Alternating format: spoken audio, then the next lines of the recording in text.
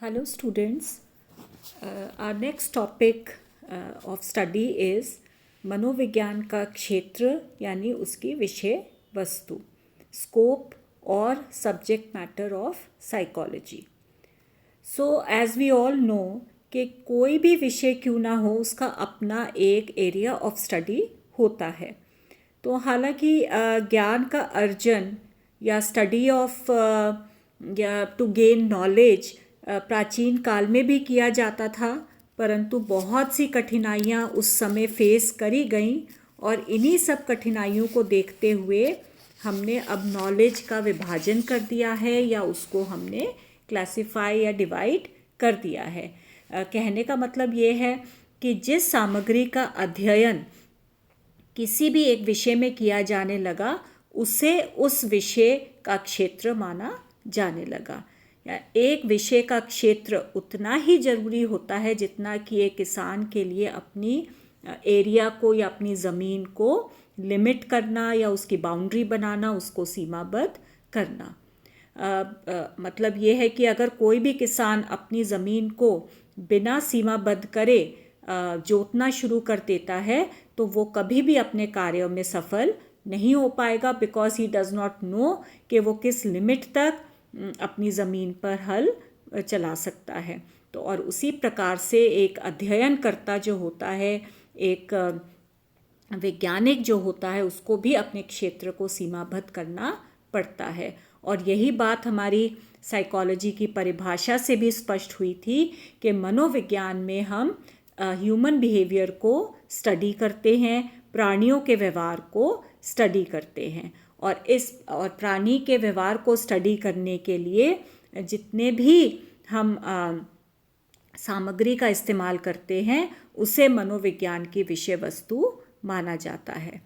तो आज के टाइम में मॉडर्न साइकोलॉजी का क्षेत्र जो है बहुत ज़्यादा विस्तृत है. इसमें सामान्य, असामान्य, बालक, वृद्ध, युवा, पशु, अनेक प्रकार के व्यवहार का अध्ययन किया जाता है.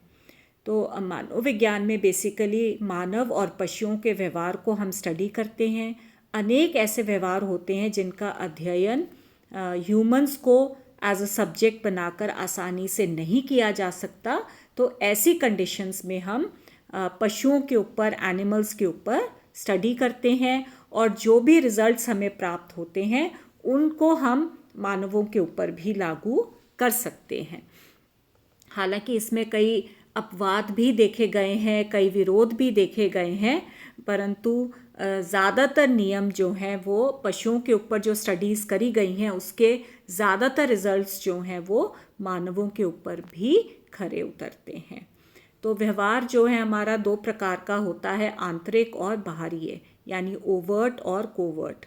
तो स्टडी ऑफ बिहेवियर जो है दोनों प्रकार की हो सकती है. बाहरी क्रियाएं और आंतरिक जो मानसिक प्रक्रम होता है, दोनों ही चीज़ें हमारे व्यवहार में सम्मिलित की जाती हैं और दोनों तरह से ही हम मानव व्यवहार को स्टडी करते हैं. तो हालांकि पहले आप सबको मैं ऑलरेडी ये बात बता चुकी हूँ कि मनोविज्ञान की जो शुरुआत है वो दर्शन शास्त्र से हुई थी.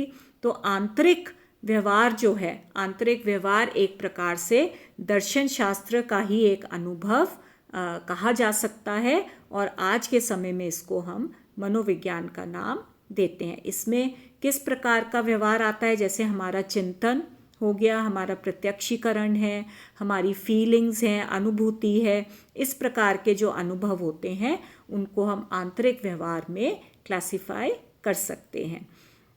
आंतरिक व्यवहार व्यवहार का एक पहलू होता है. उसी प्रकार से दूसरा पहलू आपका बाहरी व्यवहार होता है, यानी बाहरी रूप से जिसका हम निरीक्षण कर सकते हैं, जैसे कि भागना, बोलना, अपने गोल की तरफ बढ़ना, ठीक है, या हमें अगर बिजली का झटका लगे तो उससे एस्केप करना. तो इस प्रकार के जो व्यवहार होते हैं वो बाहरी व्यवहार के उदाहरण हैं.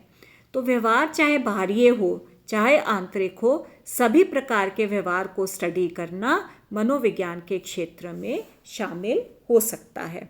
और इसी प्रकार से व्यवहार सामान्य और असामान्य दोनों प्रकार का हो सकता है. ठीक है.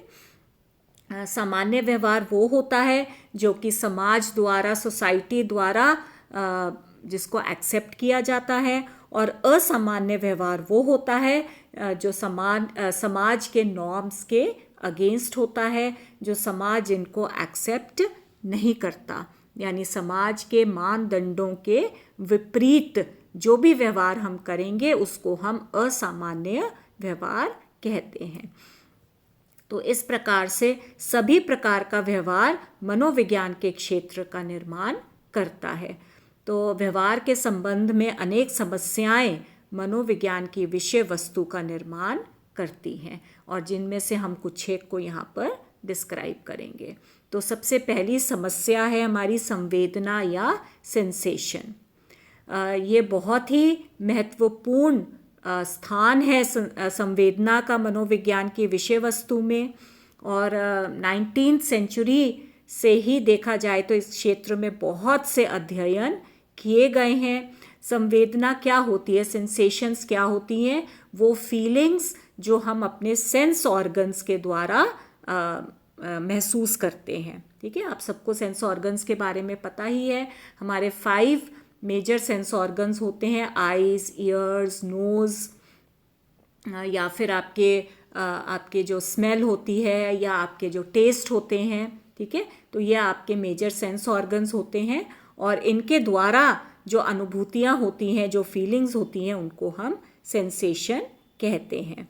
तो दृष्टि से रिलेटेड संवेदनशीलता पर कई प्रकार के प्रयोगात्मक अध्ययन किए गए हैं, यानी कि हमारी दृष्टि की सेंसिटिविटी कितनी है, या उसकी तीक्ष्णता कितनी है, रंग या कलर आपके विजन्स किस प्रकार का है, आफ्टर इमेजेस आप देख सकते हैं कि नहीं देखते।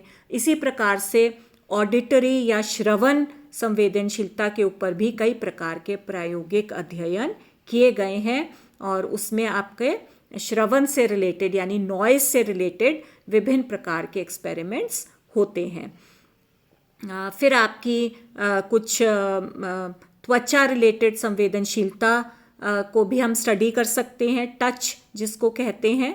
ठीक है, यानी कि आपको पीड़ा की, ताप की, दबाव की कई प्रकार की संवेदनाएं इसका अध्ययन क्षेत्र बनती हैं। तो इसी प्रकार से हमारी जितनी भी ज्ञानेंद्रियां हैं, जितनी भी सेंस ऑर्गन्स हैं, उनसे संबंधित जो भी फिनोमेना होता है, जो भी घटनाएं होती हैं, उसका अध्ययन मनोविज्ञान की विषय वस्तु का महत्वपूर्ण भाग बनता है। सेकंड समस्या आ जाती है हमारी प्रत्यक्षीकरण और भ्रम, जिसको हम परसेप्शन एंड इल्यूजन भी कहते हैं। हमारी ज्ञानेंद्रियां जो हैं स्टिमुलस से प्रभावित होती हैं, और जिसका रिजल्ट क्या होता है कि हमारे सेंट्रल नर्वस सिस्टम के ऊपर इसका प्रभाव पड़ता है और हम रिएक्ट करते हैं। इसको हम संवेदना कहते हैं, और अगर हम इस संवेदना को सही अर्थ दें तो इसको प्रत्यक्षीकरण कह सकते हैं। यानी कि जब भी हम कई बार कुछ ऐसे कारक होते हैं जिसको हम मतलब जिसमें संवेदना को गलत अर्थ प्रदान कर दिया जाता है, ऐसे में हम भ्रम का अनुभव कर सकते हैं, इल्यूजन का यानी भ्रम का। जैसे आप अंधेरे में कहीं जा रहे हैं तो आपको रास्ते में मतलब ये विजुअल सेंसेशन है कि आप रास्ते में एक रस्सी पड़ी हुई है, तो क्योंकि अंधेरा है और आप जा रहे हैं, उस रस्सी को आप